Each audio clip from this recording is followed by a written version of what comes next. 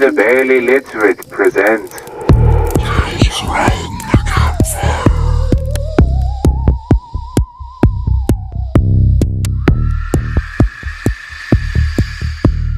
Yes, baby, we're finally back. Yeah, it's been so long.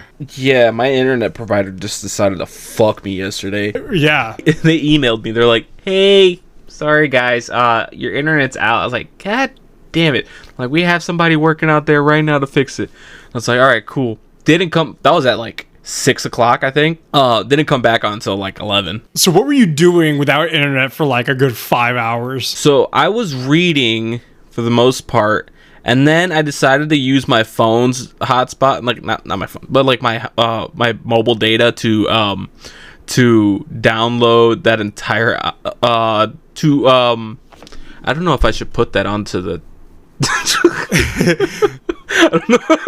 What is this, 2008, where you're downloading music? So you decided to use your hotspot to download music, mind you, but not play Black Ops 3 Zombies with me. The thing is, I couldn't. But you could. I didn't want to. Wait a minute, but then you asked me at like 11 o'clock at night, you're like, internet's back on. Want to play? Because the internet was back on. Oh, man. Well, welcome back, ladies and gentlefish, bookworms and movie buffs, and specifically our boys and ghouls and phantoms and friends, to another... What was the one we used last time? What? There was one we used last time. It was like something in baddies. I don't know. Oh, bunnies and baddies, because it was Easter. Oh, it was Easter. But, yes, welcome back to... Bunnies and honeys. I'm gonna fucking punch you. Sorry. I got excited. It's been so long since we recorded. Oh my god. Welcome back to another episode of Tales Around the Campfire, brought to you in part by the boys at Barely Literate. The reason we're doing a lot of movies and it's 2 campfire tales, because somebody hasn't finished the book.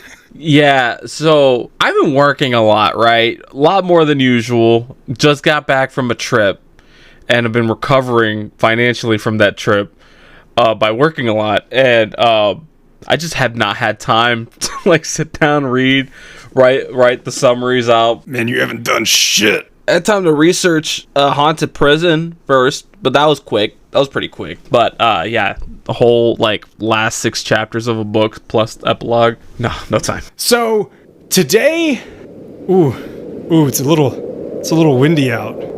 Are you feeling it? Are you feeling it now, Mr. Krabs? Yeah, it smells bad. Did you fart? No. Rule number 1 of camping: don't fart in the tent. I bet you would Dutch oven the fuck out of me. It's my tent. It's my defense mechanism. Get out. Well, once again, welcome back, everybody, to another episode of Tales Around the Campfire. I am Chris, and with me, cuddling for warmth in the dead of the Russian winter, because we all know how well that goes, Germany, 1940s, is my hiking buddy, Nick. Say hi. Hey, I have blistering frostbite on my feet right now. It's bad. You thought my toes were good? You thought the warts were gone? No, they're all back, and it's worse than ever. But they freeze warts off, so you should be fine. No, the warts have become icicles sticking out of my boots. Oh, no.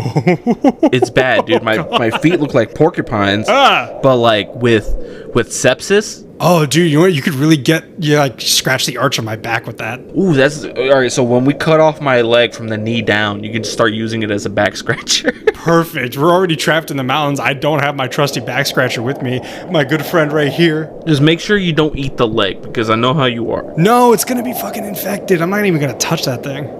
Okay, come on. Be honest. You eat McDonald's. And? You eat Taco Bell, you fuck! Infected leg is so much better than McDonald's. Infected leg is arguably better than Taco Bell. Arguably. But McDonald's is definitely worse. Listen to me. I have it on recording that you agreed perfect McDonald's chicken nuggets are fire. Yeah, the nuggets. That's the only thing. And the hash browns. Don't touch me with a burger. I will kill you. I'm going to verbally punch you in the mouth really quickly with some hard facts. I went to Wendy's recently. I've been really feeling, I'm on a Frosty kick. You know what I mean? And in-house analyst had a reward for a free fry. So I was like, fuck it. I'm going to get a free fry with my Frosty. Arguably, Wendy's fries unsalted are worse than death. It was actually bad. Because that's the Wendy's you go to. Your Wendy's just sucks. It's the only fucking There's like 3 Wendy's near me, but it's the only fucking Wendy's here, bro. What do you want from me? Your Wendy's sucks, okay? My Wendy's has great fries. Amazing fries. Honestly, the best fries out there in all the Wendy's. Your Wendy's, terrible. Dog shit. I think you gotta get a little raspier in the voice. A little bit of a raspy voice. Your Wendy's is dog shit. Your Wendy's, dog shit. No, no, I don't know. No? We're getting more New Yorker, so like that's a good thing. Okay. Your Wendy's. Okay. Oh, it got way worse. What is happening? You know what? Your Wendy's a dog shit. We're going to cut the bit right here because tonight we are leaving the warmth of the fire behind and heading deep into the frozen wilderness of the Ural Mountains. Where's that at? Russia. And speaking of Russia, I got a surprise for you. Hey, hold on. I'm wearing a beanie right now, guys. I'm going to do a quick swap out. Don't look, fucker. Chris is going full commie. Hold on.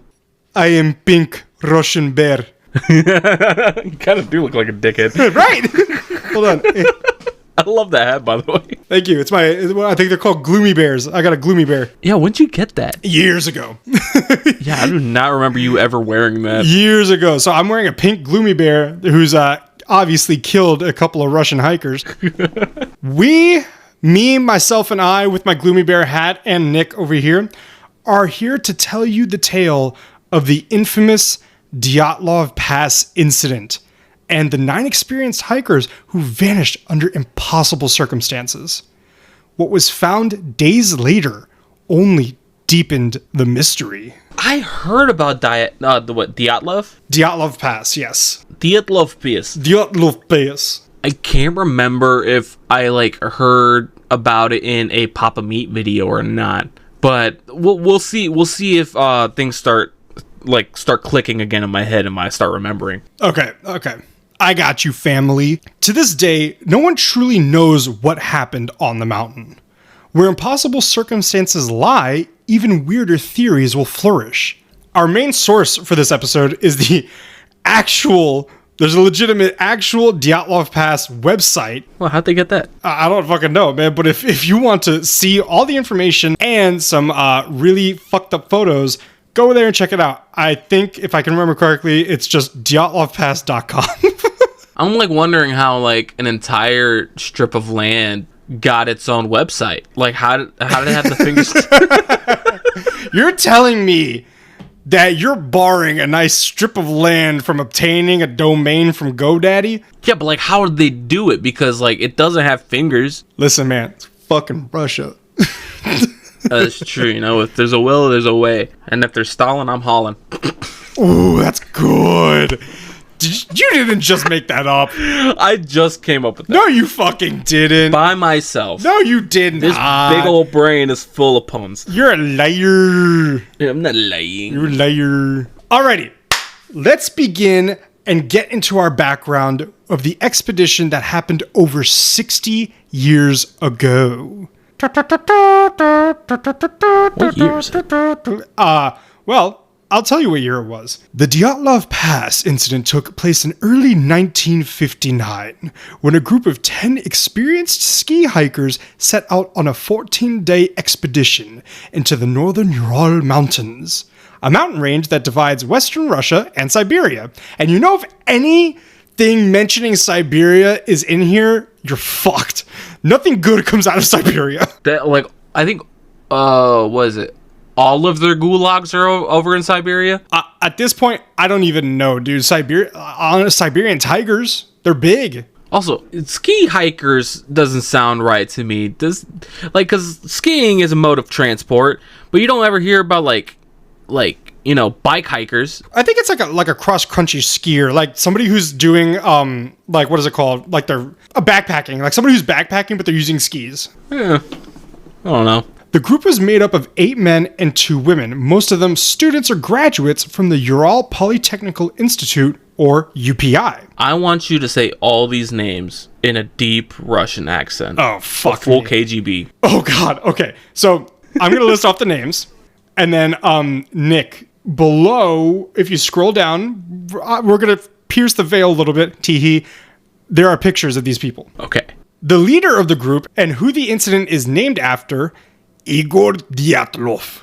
Then we have Yuri Doroshenko, Lyudmila Dubinina, Alexander Kolovetov, Zinaida Kolmogorova, Yuri Krivonishenko. That's a nice Not one. bad. That was pretty good. Rustem Slobodin.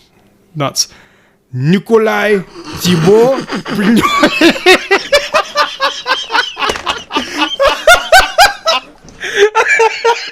Oh, these guys are dead. I can't really say that, but whatever. It happened 60 years ago. Fuck it. There's got to be a statute of limitations on these. Slob on these nuts. Nikolai Thibault Bignole, Semyon Sasha Solotaryov, and Yuri Yudin.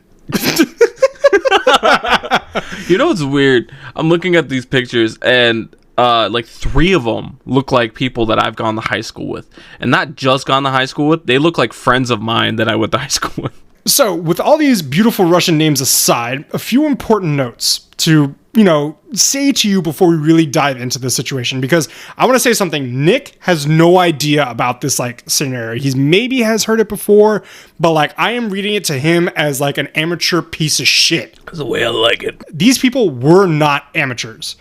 This route was a Category 3 route, the most difficult level at its time.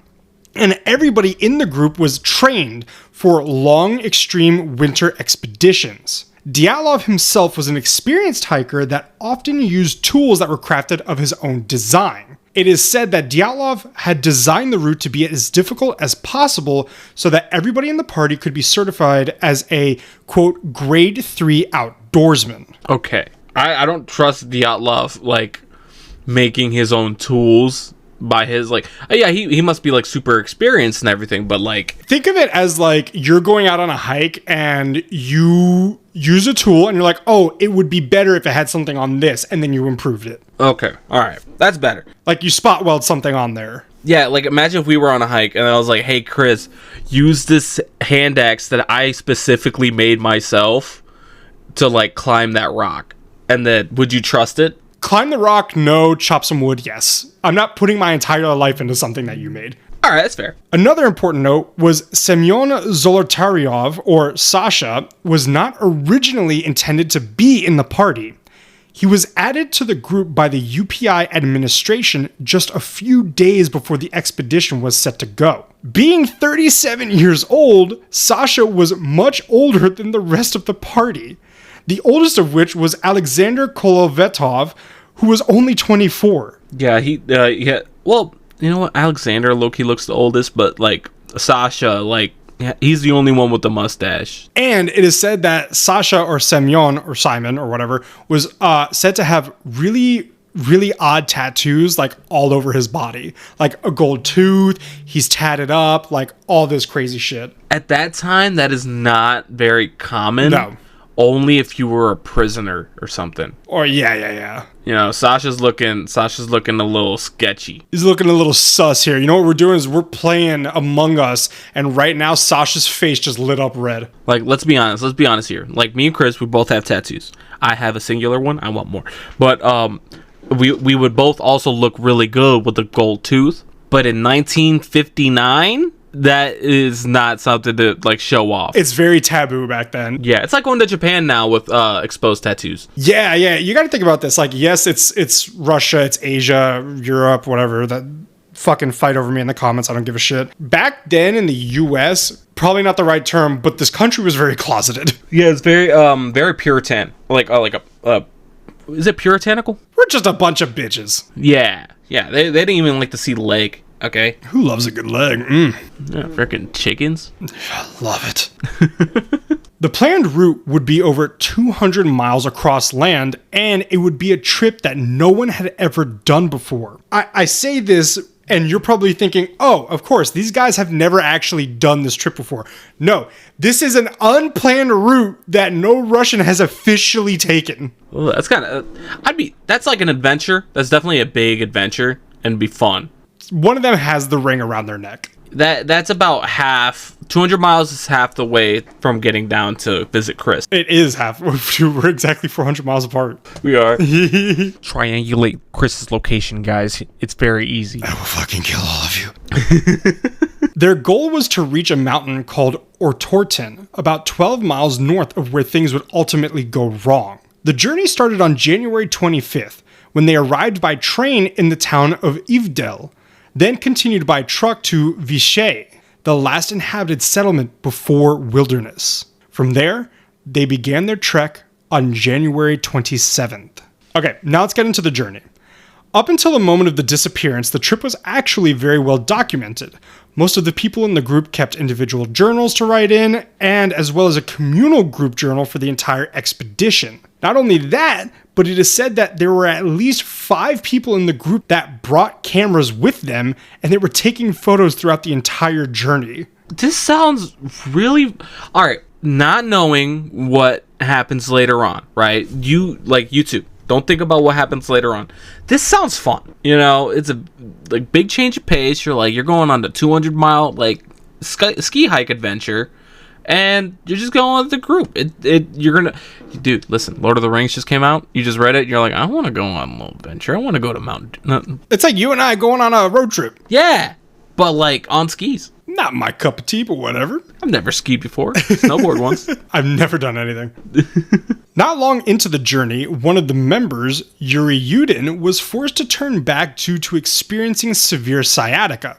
And if you don't know what sciatica is, because I didn't really know it, sciatica is a pain radiating along the sciatic nerve from the lower back down to one leg, caused by nerve compression. Basically, he was experiencing really sharp burning or electrical pain, numbness, and probably some tingling in his legs. Honestly, I felt that a little bit sometimes. It's just lower back pain that shoots down to my legs. But I mean, out of this lineup of people, Yuri does seem the one to be the first one to bitch out. Let's be honest. He looks like a Y2K nerd, you know? Oh my god. He was a big fan of NSYNC and stuff. Everybody knows it goes Backstreet Boys, Boys to Men, then NSYNC. Exactly. That's what Yuri looks like. It was a tough decision, but it ended up saving his life. He would be the only one who knew the group and lived to tell about them. Yuri Yudin died on April 27th, 2013 at the age of 75. So everybody in this group is fucking dead. Yeah. Well, Yuri, you lasted longer than all of them. The remaining 9 carried on, keeping journals and taking photos along the way, which later helped investigators reconstruct their final moments. Ooh, yeah, imagine being Yuri looking at these photos too. I have to imagine that there's some deterioration throughout the group as things progressively got worse. You know what I mean? And he probably caught it. Just wait. All right. To not fucking kill you, there was no deterioration. Oh. By February 1st, conditions had worsened significantly. Snowstorms, low visibility, and brutal temperatures were slowing them down, and they only managed to travel about 4 kilometers that day. They left some excess gear and food behind in a storage cache called a labas in the forest before pushing forward. They left it in a labubu. Oh god. That evening, around 5 p.m., they set up camp on the slope of a mountain, known to the indigenous people as Kholat Syakhl, which translates to Dead Mountain. Ooh, somebody's got to make that a zombie map. It's probably the closest one you're going to get. Yeah, probably. They were only about 10 miles from their destination. They ate dinner shortly after, and at some point, a couple of them likely stepped outside, possibly just to relieve themselves. And then something went catastrophically wrong. The group had planned to send a message once they returned by around February 12th, but delays were common, so no one really thought much of it at first. It wasn't until concerned family members pushed for answers that a search party was organized on February 20th. That was 8 days. And this is when the mystery truly begins. So, all right, let me backtrack a little bit. They had radios, right? I'm not sure if they had radios or not, but I think what they were going to do was go there and then turn back around to the town so that they were like, hey, we're on our way back. Okay, so like send out like a telegram or something like that. Yeah, it's more like a, hey, we're going to go to the mountain, be back in a few days. Hey, we just came back from the mountain, we're going back home. Because that's pretty scary in itself, going on this long expedition, having no real form of communication for the outside world. I mean, think about it. Like, you could still do that now because there are parts of the U.S. where there's no cell service. That's true. Well, I think some people invest in those satellite phones at least. Yeah, I was thinking about getting one of But those. here in 1959, they ain't got that yet. When the search and rescue party finally reached the campsite on February 26th, what they found made absolutely no sense. The tent was half collapsed and buried under snow. According to one of the rescuers, Mikhail Sharavin, it looked like it had been, quote, torn down and abandoned. But the strangest part was that everything was still inside. Boots, coats, supplies, and even food that looked like it was about to be eaten. It was as if the group had fled in a panic without taking the very things they needed to survive. It's kind of like when you're in an open world game, say like maybe Red Dead Redemption or like Baldur's Gate, and you see that empty tent with all the good loot in it, but you don't really think about the story, what's going on at that point. And you got to think about this. Like, these are experienced people. They know. I want you to keep remembering this. They know exactly what happens when you're in the cold unprepared. They would rather face the elements of the weather than stay inside the tent. Ooh, something in their like human nature is telling them, dip out, fuck it, it's chilly. Remember that shit. Investigators quickly discovered that the tent had not been torn open from the outside. It actually had been cut open from within. Not torn, cut.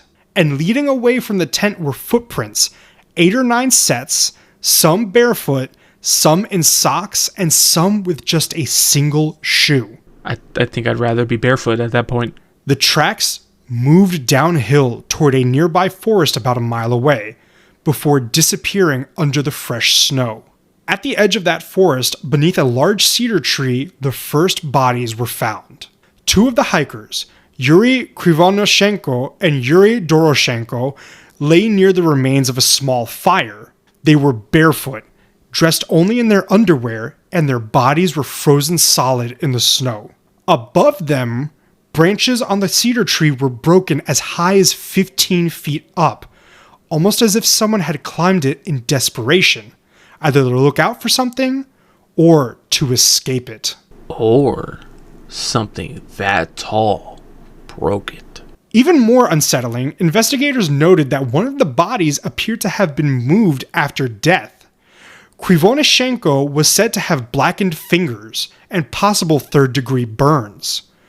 What was even stranger was that a chunk of his own flesh was found inside his mouth. I think it's that that madness that people get when they're in like such severe cold weather. Maybe. Also, I'm thinking Yeti. Put a pin in both of those, you slimy little fuck. I am slimy. Over the next few days, more bodies were discovered scattered between the tree and the tent. First, Igor Dyatlov himself, then Zenaida Kolmogorova, and finally Rustem Slobodin. All 3 were found in positions that suggested they were trying to make their way back to the tent, but never made it. The official cause of death for these 3? Hypothermia. I don't believe it. I don't believe it either. Though Slobodin did have a small fracture in his skull. However, that was not considered fatal. Huh. I'm going to warn you, this is not even as weird as it's going to get. Well, yeah, I'm thinking like he probably fell and hit his head on something, but like that has to be a cause for the death because he probably got knocked out and then being unconscious in the snow that cold, dead. So that would have to be a factor in there at least. But the final 4 is where this story takes a much darker turn. It took over 2 months to find the bodies. On May 5th, researchers finally discovered their bodies buried deep in a ravine under more than 12 feet of snow, just 50 meters further into the woods from the cedar tree. Unlike the others, these 4 were better dressed, wearing layers taken from the bodies of their fallen companions, a sign that they had tried to survive. And in fact, they had. Nearby investigators found evidence that the group had attempted to build a snow shelter, lining it with branches in a desperate effort to stay warm. But whatever they were trying to survive, it did not let them. These bodies had catastrophic injuries. One had severe skull damage, 2 others had massive chest fractures, injuries so extreme that the medical examiner compared them to the force of a car crash at full speed. And yet, none of these bodies had external wounds. No deep cuts, no signs of a struggle, just devastating internal damage, as if they had been crushed by something incredibly powerful. They had that bruising, right? Well, they had like bruising and stuff like that, but like there were no puncture wounds, no slashes, no marks, no like nothing breaking them. So all blunt force damage. And then there were Semyon Zolotarov and Ludmila Dubinina. I apologize for these guys. Both Semyon and Ludmila were found missing their eyeballs, but Ludmila was missing her tongue as well. Jesus. Also, I'm scrolling down with you, and I got to the pictures.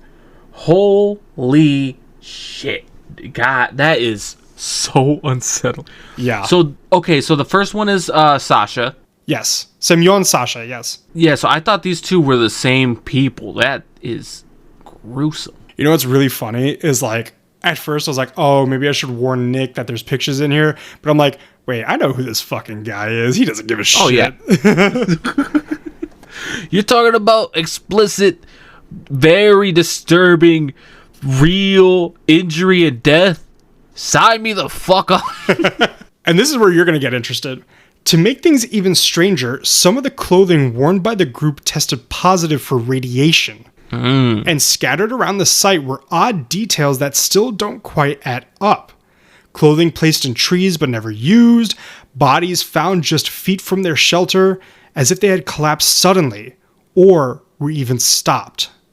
Remember, 9 experienced hikers, a single night, and a chain of events that still, to this day, have no clear explanation. I'm gonna rule out the radiation here. The radiation, like, could be, I mean, it's like 1959. Of course, there's like gonna be radiation around, especially in like Siberia and Russia. Russia, come on. I'm gonna rule that out as being like a cause for their death, at least, because from what I've seen from my from my research of trying to do the Chernobyl campfire episodes, radiation poisoning can like cause like your skin to fall off, but I haven't heard anything about it melting or removing your eyeballs. So I'm gonna rule that out as their cause of death. It could be like a sickness or just like a basic thing. Something else is out there. Something else is out there.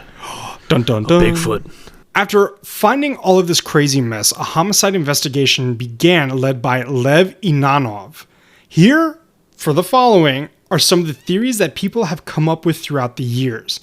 And I want to be explicit in this.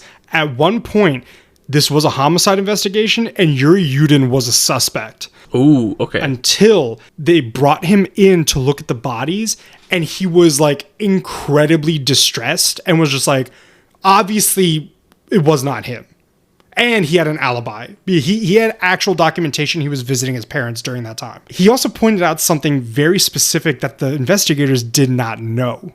He said that they were wearing each other's clothes. It was like, wait, like, that's not Nick's shirt. Why is Nick wearing Chris's shirt? And why is Chris wearing Nick's socks? Like, what is this? Yeah, that means like they were in like such a big rush to get out of there that they just threw on whatever they had. Now imagine being one of the people that's barefoot and then your like team member over there is wearing your socks. I'd be pissed. I'd be like, motherfucker, no wonder where they went. I'd be chasing after them. Alrighty, let's get into the theories. The cryptid theory. This is my favorite. This might be the one that I'm leaning towards the most. So here's the thing. This might be the one that we're leaning towards the most because we just want it to be real so bad, but we also need to be like realistic and grounded for a little bit. But like it makes sense to me. The cryptid theory suggests that the hikers were attacked by a cryptid. Obviously, that's what it's called. Specifically, a Yeti. The Yeti, or the Abominable Snowman, is a legendary ape-like creature said to mainly inhabit the high-altitude Himalayan mountains of Nepal and Tibet, or throughout other mountain ranges in Asia. Typically described as standing 6 to 10 feet tall, with thick white, gray, or brown fur, and a powerful, muscular frame. Basically, think of the snow version of a Bigfoot. Yeah, and if you want more information about Bigfoot, you can go back to our previous campfire episodes where I went over that. Yeah, it was really good. I liked it. This theory leans heavily on eerie details. Bodies scattered across a wide area, some partially undressed, and injuries like missing soft tissue, notably the tongue. A blurry photograph known as photo frame number 17 from the hiker's cameras is often cited as evidence of a creature stalking them. Though, to me, I'm gonna be honest, it looks like one of the group members. No. Listen, man. That's a Bigfoot. Okay, to be real, we're gonna put all of our bullshittery aside because we want this to be a Yeti so bad. Personally, I'm more of a Yeti fan than a Bigfoot fan, but that is a guy in a jacket and a hood. That is a full snowsuit right there. I gotta be honest here, but like, come on, that looks a little Yeti-esque. It's just a little too short. That's the giveaway. Using your knowledge of Bigfoot, when was the Patterson-Gimlin film? It was in the 60s. Oh shit, these guys are pioneers. This was 1959. Yeah. And look, it's the same shit. It is the same shit. So that's the end of the cryptid theory. Now, on to probably your favorite theory, the shroom theories. All right. Yeah. So one variation of the shroom theory claims that, Conti. It's not. It's Conti, Khanty. That obviously says Khunty. All right. Variation claims that Conti hunters, possibly under the influence of fly agaric mushrooms, attacked the group. According to this idea, the hunters avoided gunfire to prevent detection, instead using physical force to kill or injure the hikers. They allegedly covered their tracks, forced the hikers out of their tent, and may have been stalking them, possibly captured in the photo frame number 17. The motive could relate to sacred land violations or spiritual interpretations of strange lights in the sky. I'm looking back at the photo, and I don't think that looks like a hunter. No, that literally looks like, hey, Nick, go stand by that tree. Yeah. Another version suggests the hikers themselves consumed fly agaric mushrooms, either intentionally or accidentally. This could cause hallucinations, disorientation, paranoia, and erratic behavior, potentially explaining why they fled their tent in a panic and behaved irrationally in freezing conditions. Honestly, that makes sense to me. When a group of people are on a psychedelic mushroom, it kind of creates a hive mind between them. How do you know this? Don't worry about it. So if all of them are on the mushrooms and one of them's like, oh, there's something, like someone's outside, and they all get paranoid, it's not far to assume that, they all decided, cut our way out of here. This is a rebirth. We got to get outside This is now. So they did their own like little C-section. Wrong C. Their own C-section. This is dead. Let's just go to the next theory. Yeah. All right. The time vortex theory. Now, I'm going to be frank with you. Anything that has to do with time, I'm already out. This theory proposes the hikers encountered a temporal anomaly, or time vortex. Supporters claim the group appeared unnaturally aged in photos and point to supposed anomalies like strange objects, distorted images, and, quote, hidden figures. Some even suggest the hikers were part of a secret mission involving advanced technology, UFOs, or mythical forces tied to the Mansi goddess. You know what? This could tie into the Bigfoot theory, to the Yeti one. Because Bigfoot travels through time and space. Exactly. And those those time vortexes tend to be in national parks more. So in Dyatlov Pass, I would assume there's a time vortex there. So there's a theory that, Bigfoot is basically a time jumper, and that he uses those vortexes to go throughout the US and the world. Yeah, and then like that. Ooh, me personally, I would link the time vortex and the Yeti theory together. Okay. So here's your theory, the Arctic hysteria theory, also known as Piblotok or Marishini. I don't know, I'm sorry, whatever. This theory suggests the hikers experienced a psychological episode triggered by extreme conditions. Symptoms include hallucinations, trance-like states, aggression, and paradoxical undressing, matching some of the hikers' behavior. The main flaw is that this condition has historically only been observed in indigenous Arctic populations, not outsiders. Additionally, the hikers' movements don't really align with typical patterns of the phenomenon, such as wandering northward under a trance-like compulsion.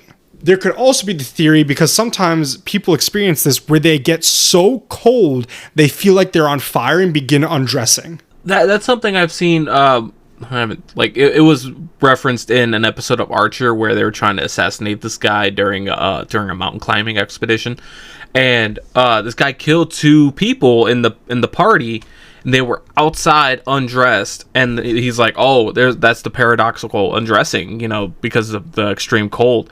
And then one guy goes up and he's like, there's belts tied around their necks, and he's like, oh, the hysteria. What the fuck? Yeah, he tried to blame it all on Arctic hysteria. Now the KGB and Gulag theories. There's a spy operation theory that claims some of the members in the group, specifically Semyon Zolotarov, were covert KGB agents tasked with uncovering a cell of CIA operatives. The story says that they were to deliver radioactive samples and take photographs of the Americans, but something went wrong and the CIA killed the entire expedition. Wouldn't put it past us.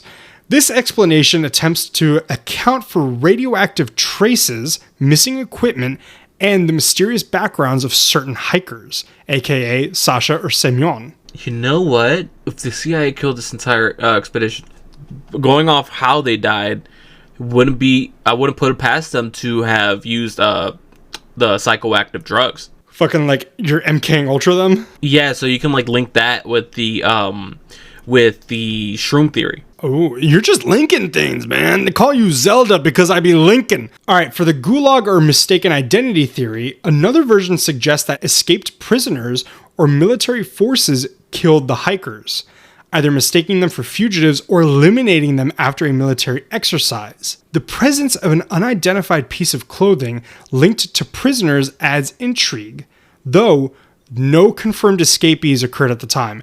There was one of Stalin's gulags within a close vicinity, but they were nobody escaped. But then again, you have to think of this.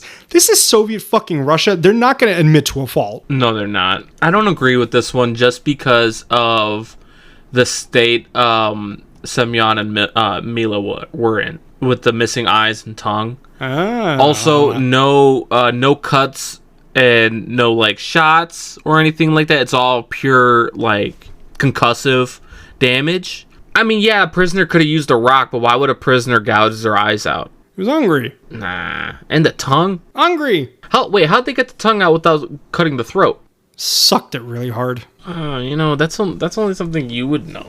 The Mansi tribe theory. Early investigations suspected local Mansi hunters possibly defending sacred land. However, there was no evidence of robbery, no history of violence in the area, and later findings showed no sacred sites nearby.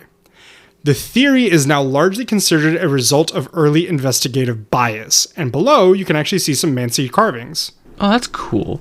Yeah, the Mansi tribe theory has no weight, and it's 100% them trying to be oh, this indigenous people are violent and they killed this expedition. Where's the evidence? I don't know. It just feels it feels right to me. They basically were the Mansi were dangerous, but in reality, they kind of low-key helped the investigation because they're no, we don't come here. This is considered barren land. There's no reason for us to be there. Right. Alrighty. There's a lot of theories. There's even more than this. There was 20 theories. Actually, no, I think the official count was 76 theories. The avalanche theory. Now, this one is probably the most plausible.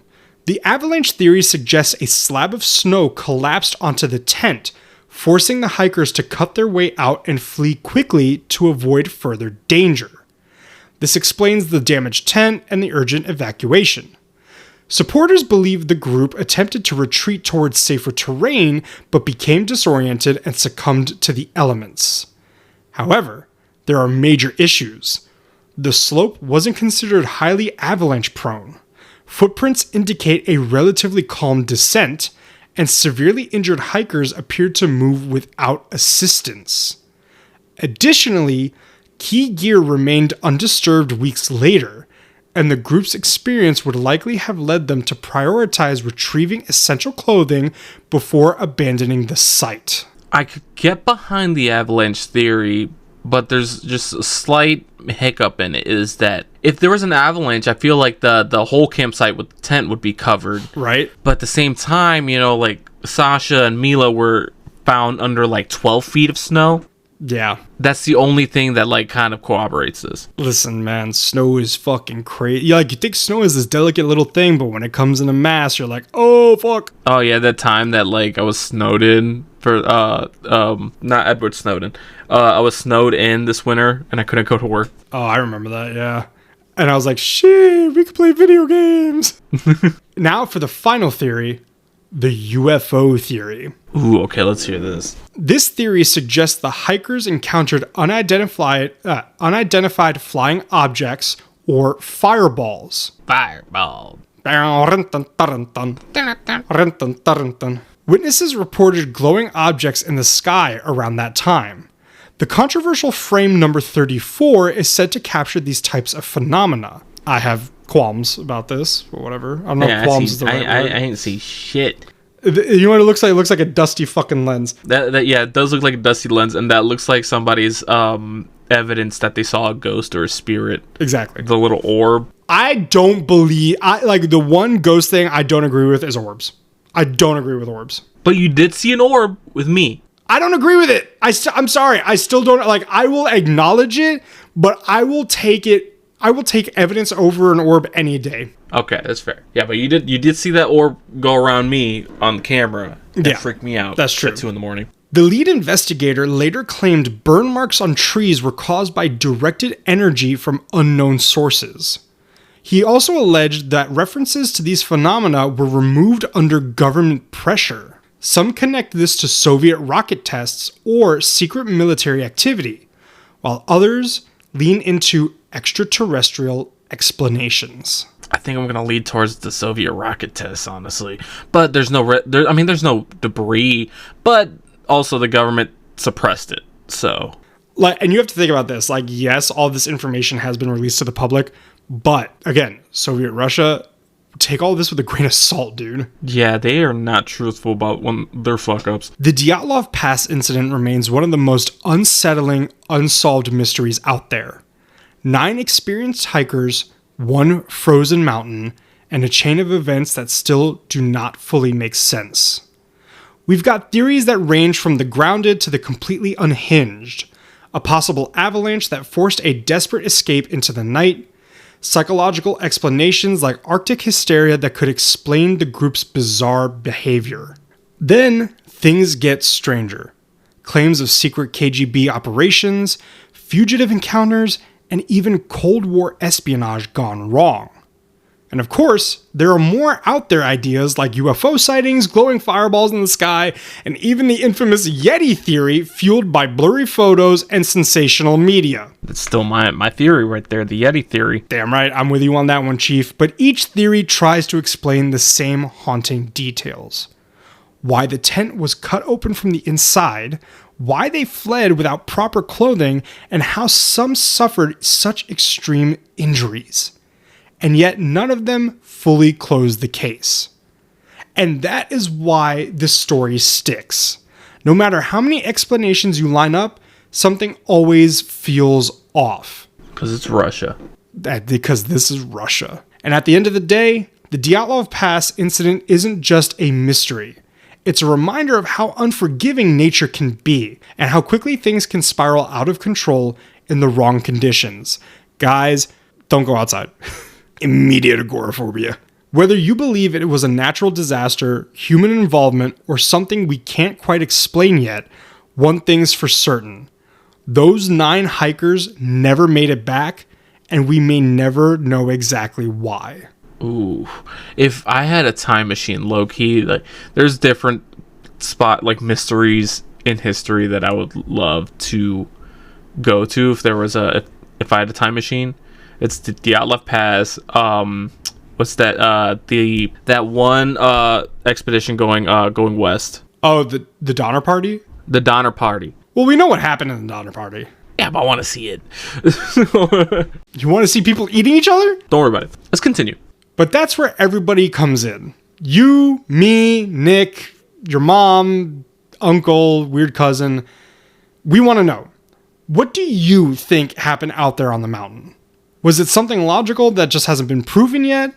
Or is this one of those rare cases where the truth really is stranger than fiction? Please, I want to hear your theories. Let us know in the comments, because this shit is crazy. Yeah, dude. I'm gonna stick with it. For me personally, it is the time vortex theory mixed with the Yeti theory. I'm gonna go with the Yeti because I just love a Yeti. Yeah, because like I think if they ran into a time vortex as a Yeti was coming out and the Yeti got territorial. Maybe it was mating season for Yetis. Yeah, usually Bigfoot and Yetis aren't really violent. They're like, they kind of want to be left alone.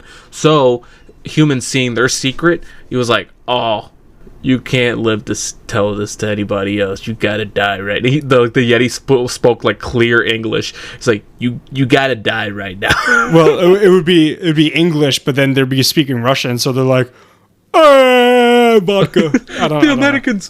The Americans. Okay, you had me rate your Tale Around the Campfire. I want you to rate mine on out of five scaries or something like that. Out of 5 theories, how many? Yeah. Out of 5 theories, because there's so many. I'm gonna give this a solid 4 theories. This is a really good, like, scary mystery that happened. I just wish there was more of a solid answer. That's why it's a mystery. I know, but... And that's why you should have named her Debbie. What are you talking about? Oh, you don't get that? No, I don't get it. Oh, it's a SpongeBob reference. Okay, let's redo that and let's act like I got it.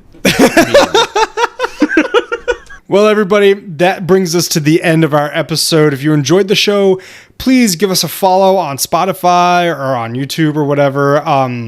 What do you want to rate us? 5 out of 5 what? We already used theories, so we can't... Let's use 5 embers, because it's a campfire. Yes, 5 embers. Rate us 5 out of 5 embers on Spotify. Remember, we release a new episode every Monday. But hey, you know what? Like I just said, Spotify's not your thing. You can also listen to us on YouTube at Barely Literate BMC. Feel free to follow us on all our...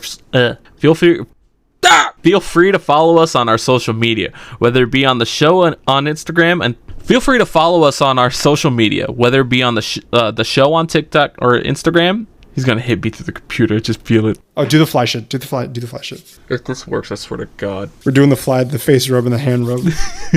Feel free to follow us on our social media, whether it be the show on... See, I told you it didn't work. It didn't work. You weren't fly enough. I wasn't super fly enough. Feel free to follow us on our social media, whether it be the show on Instagram and TikTok, or even on our Twitch channels. You can find all of our links down in the episode description, and you can even check out our website. And if you have a suggestion for a future episode of Tales Around the Campfire, we would love to hear it. Please do not be shy. Put it down in the comments. You can DM us, anything you want. Talk to us, please. We need engagement. We need validation that we're doing a good thing, people. Are you having fun? I am. This is fun for me. Oh, yeah. But I want the viewers at home to tell us that they're having fun. The listeners, not the viewers. They're not watching anything yet. If there's enough of you, maybe we could fucking get a studio or some shit like that. But hey, we'll see. All right, everybody. We hope you have a great whatever it is the rest of you're doing. I messed that one up, but it's fine. This is Barely Literate, everybody. We will see you next time. Yeah, stay hard, stay wet, and stay out of trouble, and stay warm. And stay mysterious. Stay mysterious. Be the legend in your town. Be the guy that everybody hates.